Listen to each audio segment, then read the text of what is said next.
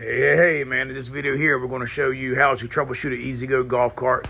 The problem with this cart is the solenoid clicks, but the cart don't run. All right, so let's dig through it and let's see what's going on with it, man. Let's work it out together. Let's figure out what's going on. First of all, the air box is on backwards. Now, if you could, man, in the comments below, man, comment on what kind of situations you ran into as far as your gas golf cart, what problems you had, what you've diagnosed and what you worked on. Or if you could, man, tell me what you worked on because of my videos, what you fixed. All right. What we're going to do first, Dan, we're going to take it and put it in neutral. Then we're going to take it and lock out so it can't run in forward or reverse. You're going to put it in neutral lockout.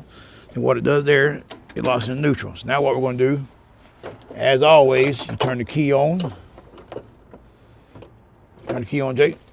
It must be a custom key. 35. All right, so we have the key on, and what we're going to do now, we're going to hit the gas, and what we're going to do first, we're going to listen for the solenoid click, or we're going to see what's wrong with it. All right, hit the gas. Now do it again. All right, now the solenoid clicks. So that tells me that you do have voltage, because if it was a weak battery, it would go, it would chatter, like your teeth cold in the wintertime, like it is right now in Myrtle Beach, South Carolina. It's about 30 degrees and it's cold. All right, so what you want to do there, you check your battery wires, make sure that your wires are not loose, because sometimes people forget the washer. Everything's good there. So then what you want to do is we're going to test the starter. We're going to see if it's starter related or solenoid. Starter's easy to get to, so we're going to check that first.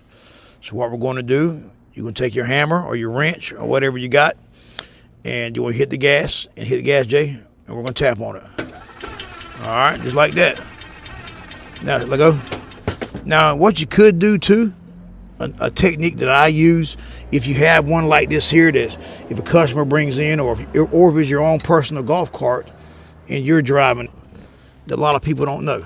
All right, and what I'm gonna do, I'm gonna take the rubber boot off here, and I'm gonna show you the golf cart whisperer tip. Turn the light off, Jay. What you want to do is do like I did. You take the boot off the starter. Take my boot off. You want to take the boot off, and you want to hit the gas and look inside of the starter. If you see any sparks, then that tells you have a brush sticking or a brush wore down. So hit the gas. All right, it's sticking. It ain't running again. Let me tap on it. Get it. All right, let go. Oh, hold it down. All right, there you go. Let go. Hold on. Do it again.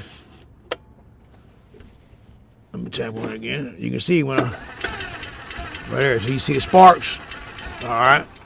What that does, man, is tell you that brush, and you can see it was coming from this area back here. It was coming from the area back here, which means that brush right there. And if you look in there, you can see the water. Yeah, you can see it's being wet or water in there, and that's what's caused it to stick. All right, so we're gonna tap on it again. Do it again. Let's see, tap it again. Yeah. So that right there shows you, man. That's how you can determine if you're. But remember, in order to do this test here, your solenoid has to click and allow voltage to go through. But all right, man, like I said, comment below. Tell me what you have you experienced this before or had any problems. All right, man, stay tuned, man. I'll post some more like always. I appreciate all y'all coming back and watch, man.